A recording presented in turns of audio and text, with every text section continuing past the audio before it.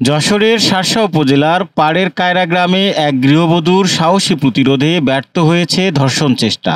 ভুক্তভোগী গৃহবধূর দাবি, প্রতিবেশী মুবাইদুল রহমান দীর্ঘদিন ধরে তাকে কুপ্রস্তাব দিয়ে আসছিলেন।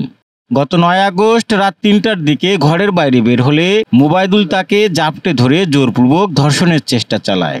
বাঁচার তাগিদে গৃহবধূ ব্লেড দিয়ে আসামির পুরুষাঙ্গ কর্তন করেন। তার চিৎকারে স্বামী, 2 সন্তান এবং প্রতিবেশীরা এগিয়ে আসলে পালিয়ে যায় মুবাইদুল। ঘটনার পর ভুক্তভোগী নারী মামলা দায়ের করলে পুলিশ আসামিকে আটকের চেষ্টা চালায়। অবশেষে সোমবার মুবাইদুল রহমানকে আটক করা হয়। শার্শা থানার অফিসার ইনচার্জ জানান, নারীর প্রতি সহিংসতার ঘটনাকে গুরুত্ব সহকারে দেখা হয়। তিনি আরও জানান, আটককৃত আসামিকে আদালতে পাঠানোর প্রক্রিয়া চলছে। দেশ বিদেশের খবর সবার আগে জানতে ভিজিট করুন রাতদেরনিউজ.net।